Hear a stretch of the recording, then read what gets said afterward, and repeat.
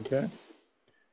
Thank you, Peter. I'd like to give gratitude for my teachers, Peter and Jane, and thank my wife for supporting my practice. And she puts flowers on the altar every week, and it helps.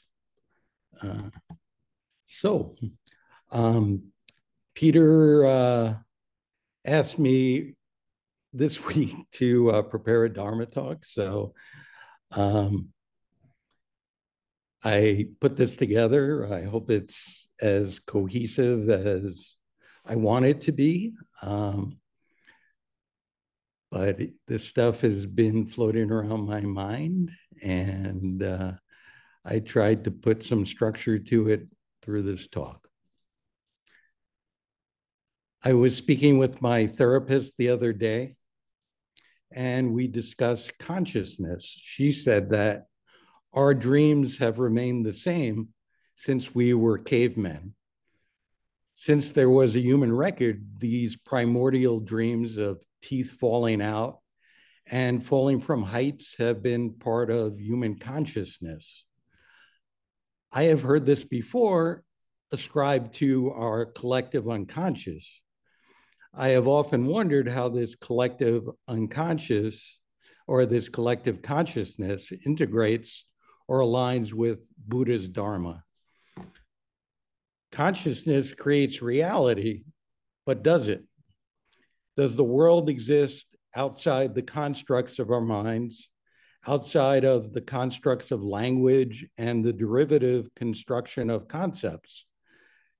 This may be a question for science or quantum physics. The question of linear consciousness as reality, as compared to nonlinear thought or time, relates to our perception of reality. We are told actions and consequences compound linearly, creating linear karma as a direct consequence of action. In the absolute or a multiverse, perhaps there is no contiguous linear reality. Perhaps only our consciousness makes it linear and connected. So without mind consciousness, is there only this moment and trillions of singular moments that can be shuffled like a deck of cards? Where does this nonlinear consciousness fall in terms of form and emptiness? Or is it beyond form and emptiness? Are all these functions of mind just empty? Einstein said that we can make particles sing in unison. The one behaves like the totality, and the totality can be seen in the one. This sounds like a holographic universe. Or are we describing Buddha nature? Is Einstein describing a component of big mind or non-dual awareness that we are all interconnected, perhaps? Einstein is saying that all things are connected to all things. So if our minds don't exist, what part of our mind is interconnected with everything? In Buddhism, we are taught that all phenomena are perceived through the five consciousnesses: ear, eye, nose, tongue, and body consciousness. Our sensory organs sense without thought. Their input is pure and unfettered, initially not sullied by the mind. Once input perceptions of these sense organs enter the mind, they enter our consciousness and become our perceived reality. Our reality is manifested through these five consciousnesses. And without a filter of the small mind, we can access this suchness through our senses while sitting zazen. Roshi said, that's Suzuki Roshi, we get no letters from the world of emptiness. But when you see the plant flower, when you hear the sound of bamboo hit by the small stone, that is a letter from the world of emptiness. How beautiful and profound, things as they are, this pure realization of perception in the moment. Roshi also said, phenomena in the world of thinking are constantly being named or labeled by our minds. The world of awareness does not label or name, it only reflects. It is conceivable that our primordial brain is connected to this moment and all moments and all things. We seemingly have no control or access to this reptilian brain, but maybe we do through Zazen. Or through Zazen, we can access the simplicity of this part of our mind without access to thought. One of the main concepts in Buddhism is the idea of the five aggregates or skandhas that make up a person. These five aggregates are form, sensation, perceptions, mental formations, and consciousness.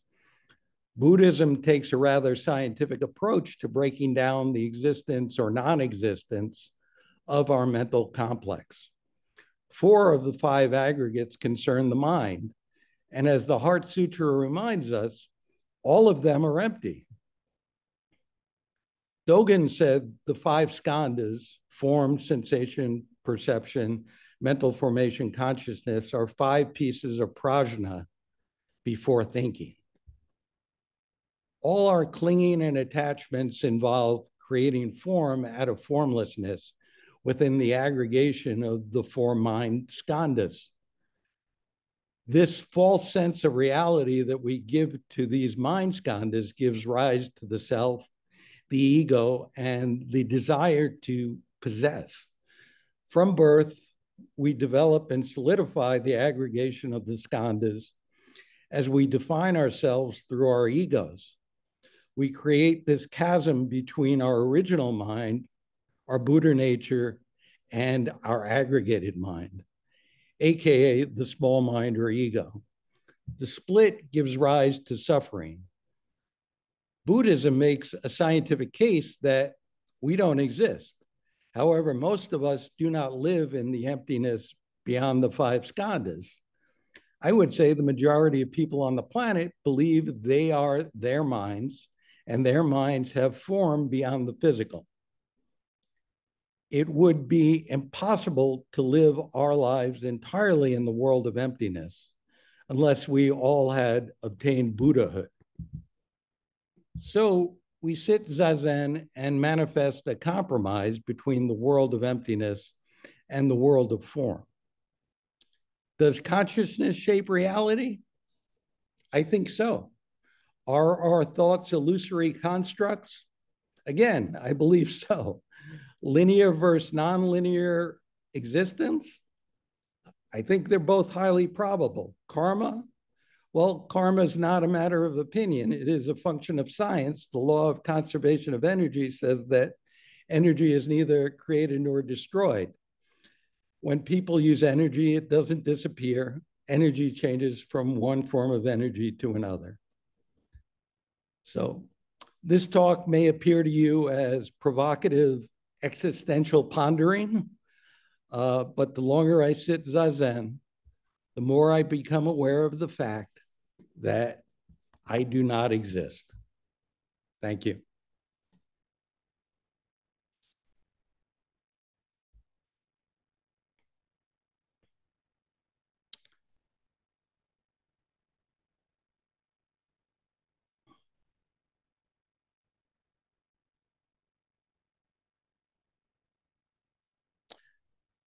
So what do you think? Was that a load of nonsense or what? Peter, you're muted. You're muted, Peter. Okay, now we're there. Okay, go ahead, Jane. Not at all, Spencer. In fact, it's so difficult. Would you send a copy of that to us? Sure. I'd like to think about it. Your points are really very good. I wonder if the moments of consciousness, the spaces in between, are the emptiness we talk about. I think about that too. I think, you know, the spaces between breaths as emptiness and Yeah. even the spaces between fractional numbers, integers as emptiness, it's everywhere. Or the spaces between the thought and the mind. If we just look at something, you can see it. We assume it's a straight line, and it may just be moments, rather. Yeah, and it's just maybe a construction of our consciousness. Anyway, you gave us a lot to think about. Thank you. Well, thank you for taking the time to tell it to us. Thank you. Rachel? Thanks, Spencer. I love the Sandakai, and I find especially consoling when phenomena exist, box and lid fit, principle responds, arrow points meet. Does that also reflect what you were talking about?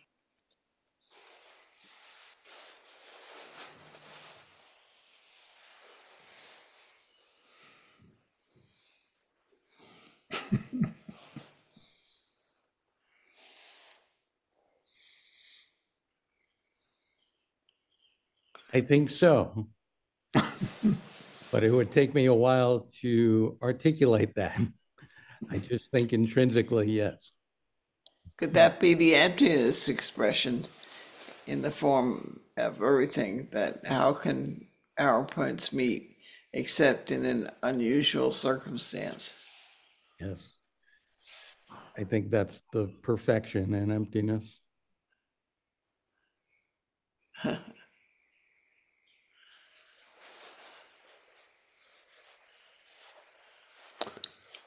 Chris? I liked the bit about Zazen being a compromise between form and emptiness. Yeah, that's good. More like a battle some days, right? Which side will win this time?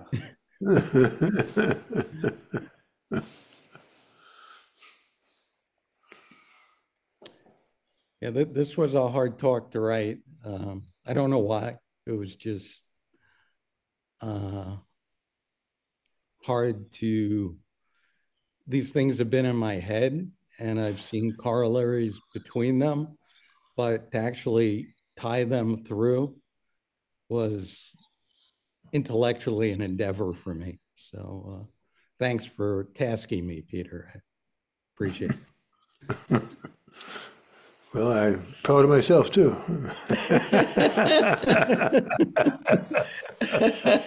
Not. Yeah, Mitch? So, very nice, Spencer. Thank you. That was intellectual beyond my capacity. So, thank you for talking about it. But my question to you is, will this be cleansing for you? Sometimes when you get this stuff out, you can let go of it and just move on. Because I get those same things going over and over in my mind. Sometimes when I get them out, it releases me. I think this is iterative for me. I think my practice is, I see all the aspects of my mind. I see small mind. I see controller. I see clinging. I see all these things arising, right? And, it was interesting, researching the five aggregates, the senses, the skand, and how they arise. And I thought, it's no different than they arise and don't serve them tea, right? And I never thought of that, the senses in that respect, or the skandhas. But I think there's more to this. Okay. I think there's deeper introspection on beyond form and emptiness. And I got to be honest, I just wasn't able to get there in this talk. I think I was pulling at it and I just I couldn't make that connection, but I know that it's there with my practice, but I got to sit. Yeah, got to sit. Yeah. For me, the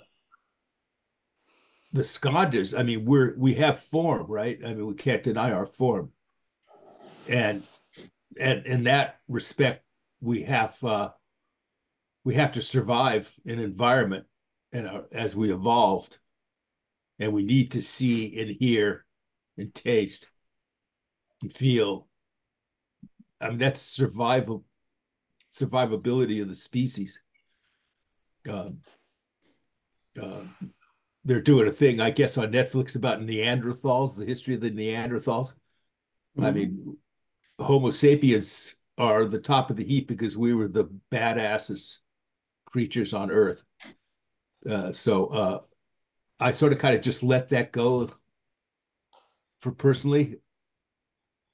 I mean, it does create, as Jane has taught me, it does create suffering, part of the source of our suffering, because we accept it as reality. That's what Jane taught me.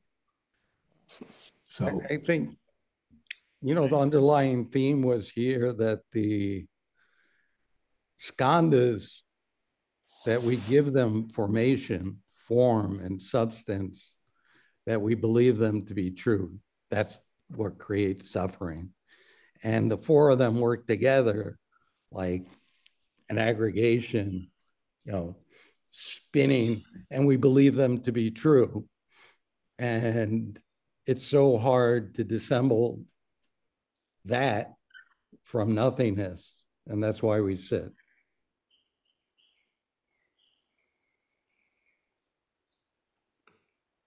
Chris?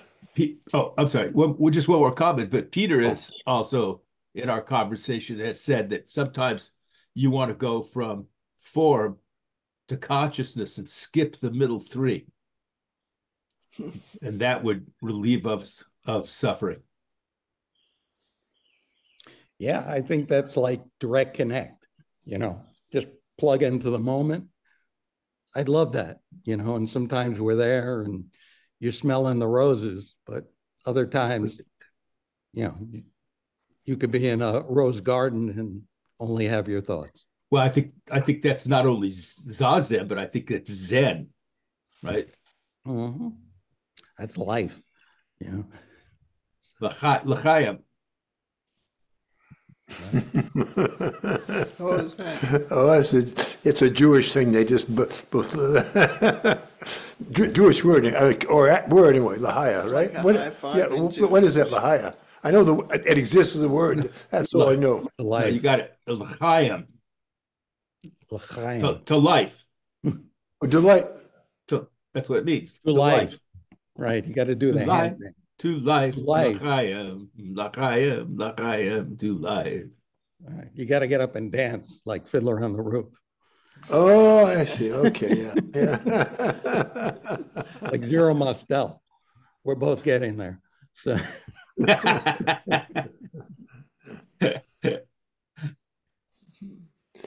Yeah, it's thinking. That's what it's thinking comes from the second, third, and fourth skanda, and particularly, and so it's when we release ourselves from thought, which is to release ourselves from discrimination, and then we can experience directly. And we can't do that in our ordinary life because we definitely need to discriminate. But by doing so in Zazen, we show that there's more to that other side of life, that side of peace and harmony, is also there. And then you're really connected.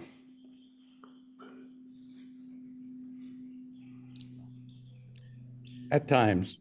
At times, very seldom actually. Yeah.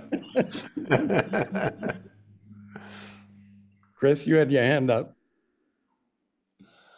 Yes. So I was thinking, based on what you were saying and what Mitch was saying, and just other stuff in general, how the skandhas essentially, including consciousness, sort of manifest this experience of existence, and that free will is an illusion, or maybe not. I don't know. I'm not going to just give up and stop trying to exercise it. Anyways, I'm getting off topic. My point is, um, sometimes I've seen various memes or whatever sort of talking about this notion that God cursed humans with self-knowledge, or to take the God question out of it, that this feature or bug perhaps of Homo sapiens evolution basically results in an ape with anxiety all the time, um, and and also in the way we discuss what we do, our choices as Buddhist practitioners, it often gets phrased or framed as like, if we're suffering, it's the direct result of sin or something. We wouldn't say sin in Zen, but we would, the concept is more or less the same. We're suffering because we messed up. But the consciousness with the self-awareness and the free will looky type thing and the reality we find ourselves in, all of that is a manifestation, is a function of the universe. And so our suffering is also a function of the universe. And that kind of, makes me feel less guilty about, suffering. Then I don't have to pile on a third arrow, so to speak, on top of that. That's a comfort. Yeah. Well, you seemed hesitant to say free will, but as I was looking at the skandhas, the Theravadins, one of their skandhas, they could say volition. So that equates in my mind very much to free will. So it's Well, very much an aspect of mine. I often hear people define karma as volitional action. And, I have a slight bone to pick with that, but I think that like Dharma has like 12 different definitions. I think karma can have more than one: volitional action, cause and effect, and then this sort of, metaphysical momentum or inertia, so to speak, based on our past actions of body, speech, and mind. But Bankei, who's a teacher after Dogen, and almost no teachers after Dogen besides, like Shunryu Suzuki, get any attention whatsoever, it seems. But I really like what Bankei said, where people mistakenly see someone stealing as the result of bad karma, but stealing itself is the bad karma. And so I think that is chalk up some points to the karma as volitional action interpretation. I could see that. Rachel?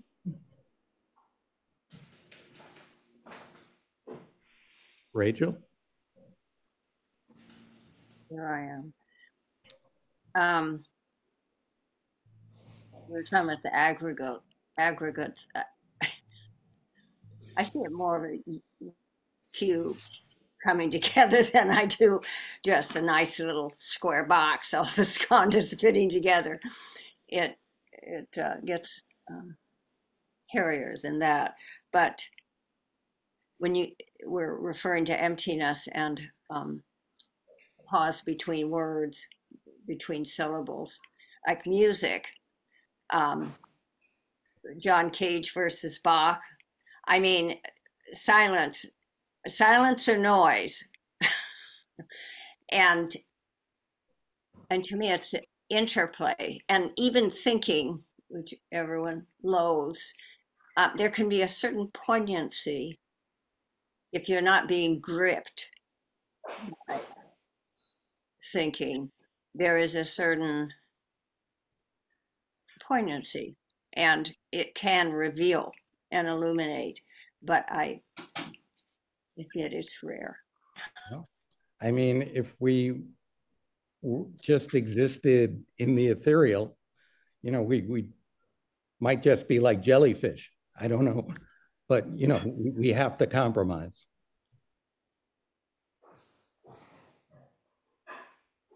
So. How about we have to uncompromise? Yeah. Right. We have to give it up.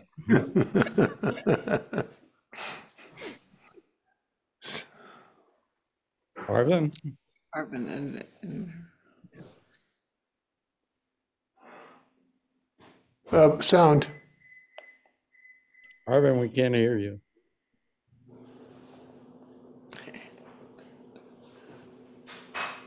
Yeah. You want us to go to Sandy and then come back? Sandy?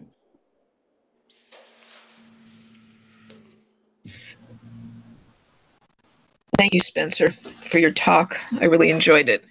And I know like you said, you've been kind of trapped in this. It sounds like you're saying that you've been trapped in your thoughts about this. And, it is, um, it's of interest to you that you've grasped onto it. And I've had the same thing happen. A lot of these thoughts are thoughts that come up during the day or when I'm just sitting around. And especially if I've been reading science fiction for some reason, it seems to bring up thoughts like that. And I do the same thing. I think about them and kind of get attached to the thoughts. But then now I'm able to let the thoughts go because, like it says, we only have so much time.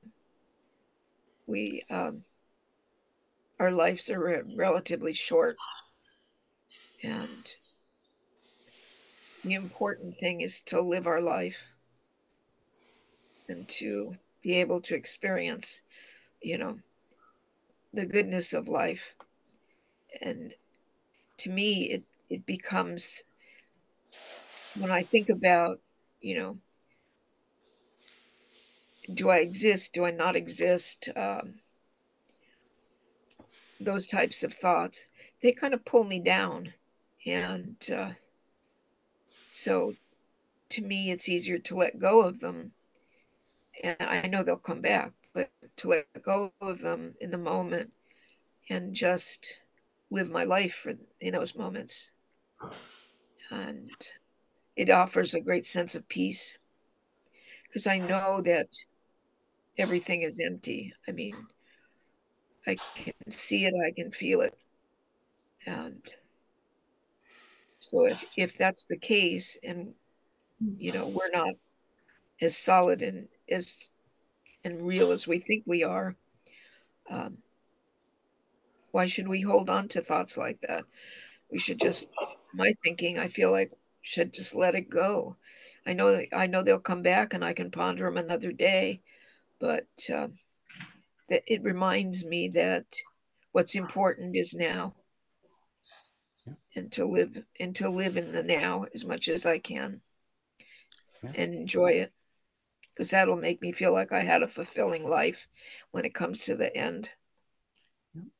I think we all think we're unique, but we all share the same pains and maybe the same thoughts. And, Mhm. in a hologram, even the smallest cell is reflective of the entire body. So every cell, and, what Einstein said about particles encompassing the whole, we're all part of each other, and maybe all of our thoughts are conjoined and we're all interconnected, and there's just commonality among us. And that's hard because the ego separates us from that.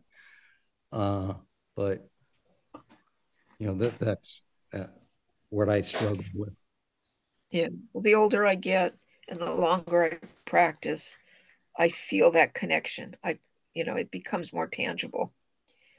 And before I started practicing Zen, there was no connection like that at all.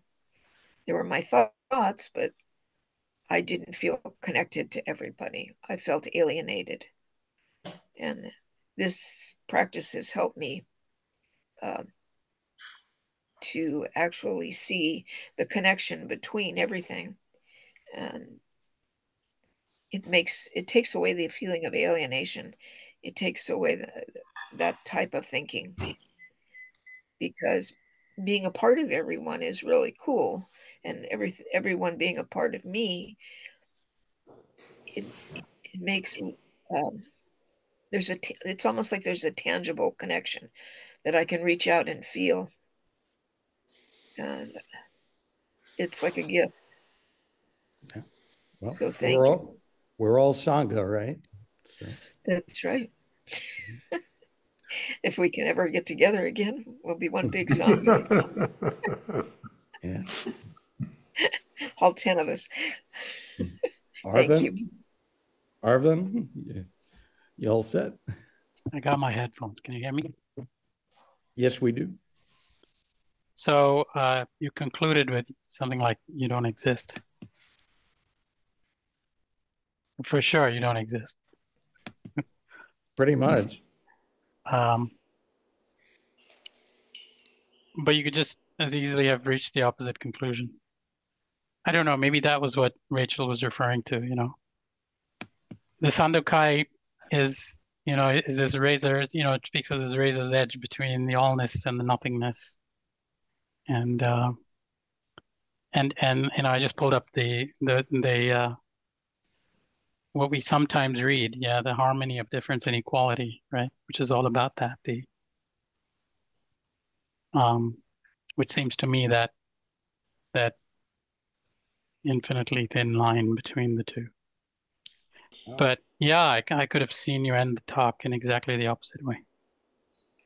Well, 95% of the time, it is the opposite way, or 99% of the time. So you're right. But I said when I sit Zazen, I sometimes have those moments of clarity where I could let it go and see this. But look, I got to pay the bills.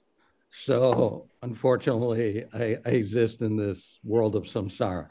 So. Well, for me, you exist as a little rectangle in the corner of my screen. So it'll be good to see the real existence, when you manifest here, I expect next week or something. Yeah, and that might be all there is too. That might be it. But thank you, and I think you ought to speak more often. So should Chris. Thank you, Arvin.